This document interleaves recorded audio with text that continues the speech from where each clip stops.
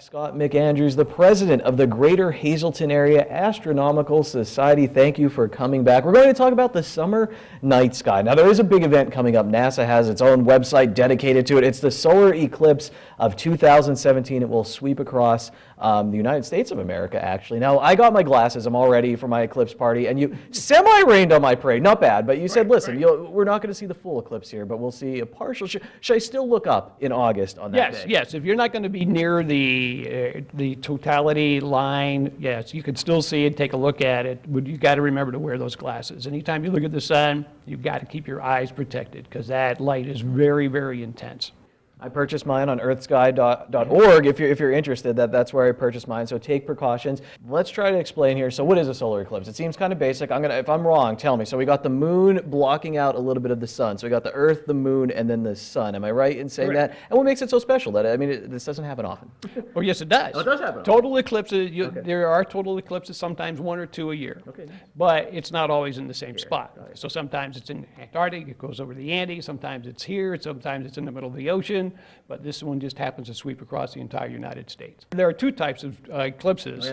There's the total eclipse, where the moon is a little bit closer to Earth, and then there's the annular eclipse, which means that the moon is further away, doesn't cover the whole disk of the sun, but it's still pretty cool to look at. So it'll be a neat sight. That's coming up in August. It's actually, August 21st, Monday, August 21st.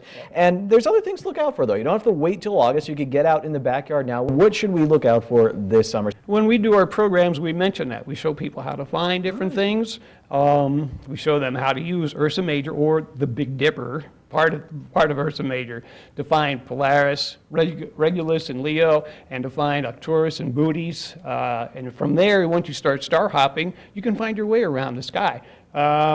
We tell them about the Hercules cluster, which you mentioned, the Ring Nebula. We talk about the Whirlpool Galaxy, and we also talk about Alberio. All very easy things to find if you know how to find them. I'm going to show you my amateur photo now of the Great Hercules Globular Cluster, which I thought was a galaxy. I made the error, and then I went back to it a few times. What do you know about that? Can you tell us a little bit about that object? The Hercules cluster is about 300,000 stars that are all clustered together. They look like they're very close, but because they're so far away, they are spread out pretty far, but because they're so far away, they look like they're a bunch of stars. And there are other clusters, open clusters, and other types of clusters of stars. So there are other things like that you can look at. And then you mentioned another star, which I think is in the Swan. I think the head of the Swan. It's a double star. Because I actually, by accident, got a shot of this, and I was looking for a nebula, and I pointed my telescope at this, and I was like, this is beautiful. It's a blue and orange double star. Yes, it is. Yeah, that's Alberio, and that's the tail of Cygnus. Okay. But that's all right. Not a problem. At the wrong end of the Swan. See, you're always looking. But that's where it is, and it's pretty neat to look at. It is a beautiful double star. All right, absolutely so gorgeous. Learning a lot. Learn the difference between a tail and a head, but that's good. I had the whole bird flipped around. Anything else this summer, night sky, or anything people could? Well, Jupiter is up. Saturn will follow a little bit later on, so it's up pretty much through the night and your early morning hours. And if you get a chance to catch Saturn, it's just an amazing planet to look at. You just go, wow, there are rings on it, so you can really see them. It's cool. That's pretty neat. And if you are looking for someone to help you out, our next segment here with Scott is actually going to be about the group that he works with, the Greater Hazleton Area Astronomical Society.